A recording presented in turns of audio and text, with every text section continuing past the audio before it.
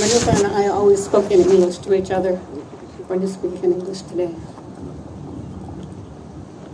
Dov, Tzvi, and I have a sister, Menocha. She was the oldest of us four. In many ways, she occupied a different time and space. Totally committed to her Judaism and Zionism, she wasn't at home in our small Canadian community. So she left at age 16, first to Bnei Akiva Hakshara in England, and then at 17 to Israel. We had so little of her time at that point. Age 12, 10, and 9 when she left, we had precious little shared childhood.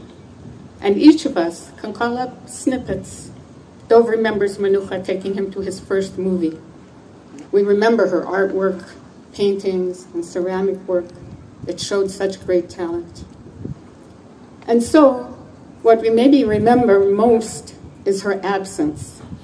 She left a hole in our family outings and an empty place where a big sister ought to be.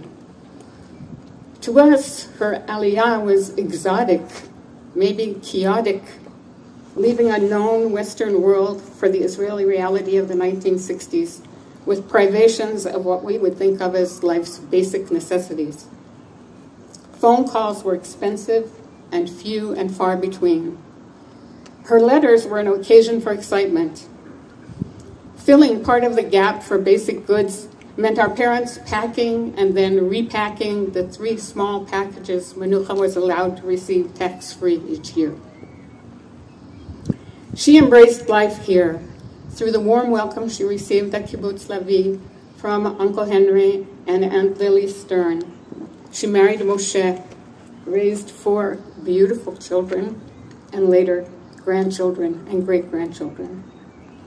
From kibbutz, they pioneered in the developing port city of Ashdod, and finally, they found their permanent home as founders of Cofra.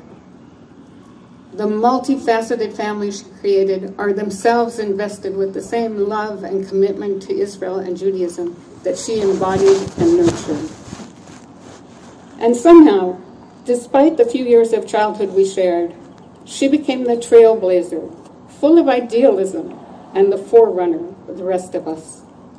Each of the 3 of us, her siblings, found our way here in our own time, but in her footsteps.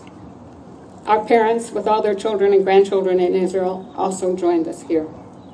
They claimed that they had made no overt effort to encourage our Aliyah. Yet, something brought each of us here. Menocha, you were the magnet, even if unknowingly. You were way out ahead, a wife and a mother to growing children by the time we each arrived. You were in a hurry to get here, to establish a family, to help develop a country. I'm sorry that these last years have been so fraught with ill health, and yet you were always upbeat and rarely complained. I'm sorry that you couldn't have stayed longer to watch each one of these children, grandchildren, and great-grandchildren grow and prosper, but they are each your legacy, and a very proud legacy it is. Yehi zichrech baruch.